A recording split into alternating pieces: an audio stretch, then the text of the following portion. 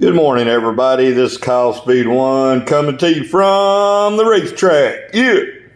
Today I have a little surprise for you. Small little project that I just basically finished up. There's other details and decals that I want to put on this thing, but for right now, it runs, it drives, it looks pretty awesome.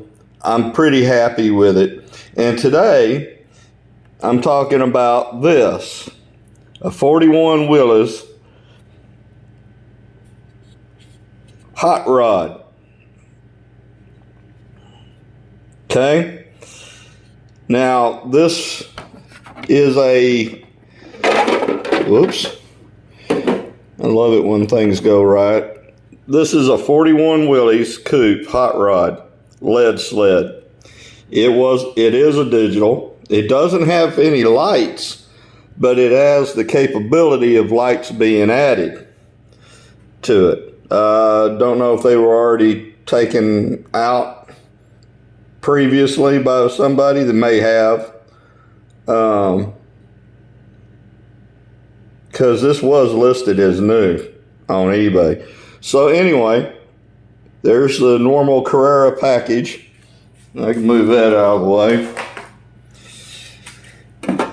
Clear the track. All right. So that started out as the yellow 41 Willys from Carrera, 1/32 scale. And some of you car buffs, aficionados, hot rodders, so on and so forth, may actually, in the back of your mind, if you're old enough, remember this movie. Oddly enough, the movie was called HotRod. Yep, came out in 1979, and it's a classic story of poor boy, gearhead, grease monkey, hot rodder gets run off the road by a rich man's son in an Oldsmobile and wrecks his car with a radio station DJ in the car with him. And it's the good old classic story of good old boy meets evil, wicked, crooked, rich man and his son, and they constantly have altercations with one another. Okay? And it's a 41 Willys with a Hemi, and now I believe it's supposed to be the 426 Hemi. And it started out as the regular 426, but later on in the movie, he had a 671 blower, or no, it may have been an 871 blower, donated to him if he would beat the rich man's son in drag racing. Okay, a lot of his parts came to him that way. The whole town did not like Mr. Munn and his son. M-U-N-N, Munn. You'll recognize some of the characters, but the lead character was Greg Henry as Brian Edison. Okay, and oddly enough, the movie Hot Rod, they got in trouble with that title. And there was somebody else claiming the rights to the words Hot Rod. You want to guess? If you're old enough, you know. If you know, you know. Yep, that's right. It was a Hot Rod magazine. That was the name of the magazine. So they got in trouble, got into a dispute over that. So they had to come back and relabel it as Hot Rod, aka Rebel of the Road. Rebel of the Road. Okay, so the modifications that I've done to this is I soaked it in 91% alcohol, stripped off the decals and the paint, primered it with Tamiya light gray primer, took out the grill, added the hood scoop, took off the windshield wiper, and for those that know, they know. Those that don't. But back then, they had vacuum wipers, and it took the vacuum off the engine in a storage cylinder and ran the windshield wiper with a vacuum motor, okay? A little piston that would move back and forth, back and forth, back and forth.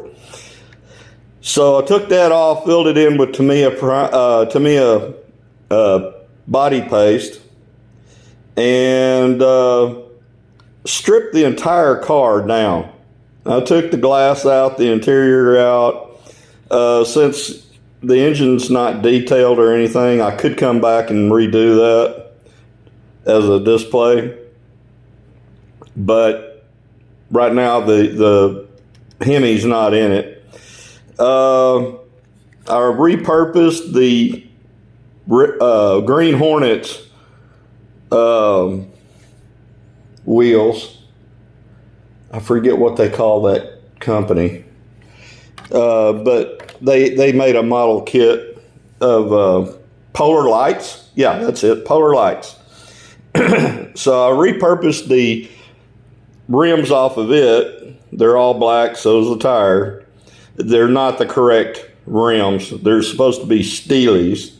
I know. I'll get around to changing those out.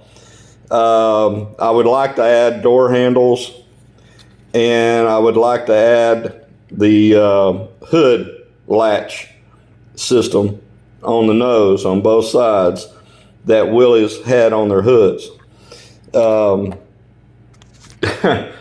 Being in the Marine Corps during the early 80s, we still had old M151 Jeeps, and they used that same hood latch system. A lot of military vehicles did. And I'd like to be able to find small little details. I haven't done any searching yet, but I'll get around to it. For right now, it runs, it drives. It looks pretty cool. It is digital. Now, one side, yeah, it's the blue that I have figured out for auto throttle. So that's not it. So which one's which? Okay. Yellow is it. And I don't have that in the throttle catcher. So I'm going to try to attempt to drive this while filming.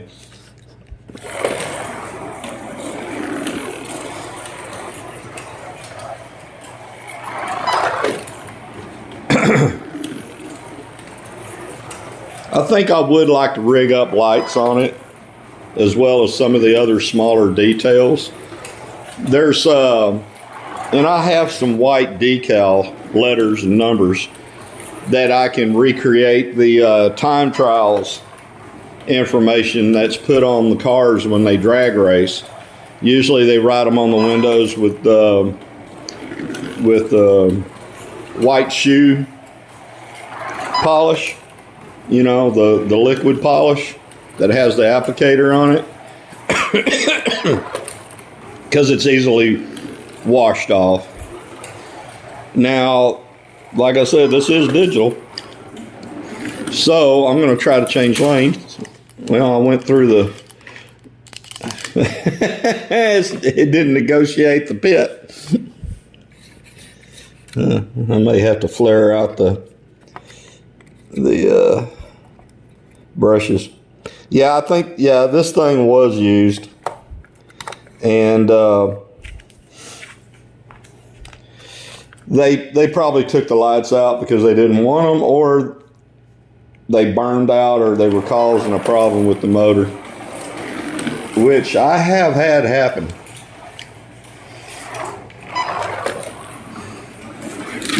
Oops, wiped out.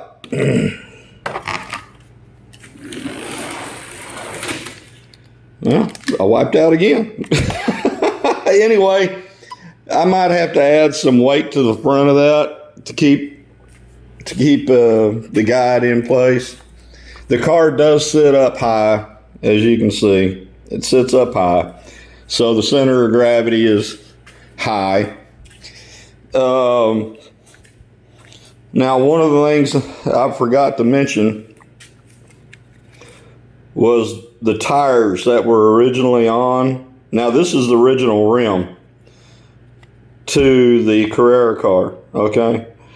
But the tires on it were thin wall, and they didn't have any grip at all. So I went rummaging through my spare parts box, and lo and behold, I found 1/25th scale racing rims. They're the dished rims that had these tires on it. Okay, you know, it looks like a drag slick. I mean, it looks the part, and they happen to fit the Carrera rims just fine. They don't spin. They're good in place. Yeah, they are running two magnets, one in the back, one up front, and there's your switch, and there's your electric eye pickup. Now, the front rims, oddly enough, were thinner. These are thinner, but they're the same diameter, the tire and rim combo, as the original that was on the car. So, yeah, basically, if you get a chance, the movie is on, a copy of the movie is on YouTube. Like I said, it was made in 1979, so there's some aspects of the movie that's kind of fuzzy because, you know, either they used a filter or something. I don't know. But it's a fun movie, classic routine of good guy versus bad guy, and it has a happy ending. That's the only spoiler alert I'll give you. It has a happy ending. So for all you gearheads, grease monkeys, and auto aficionados,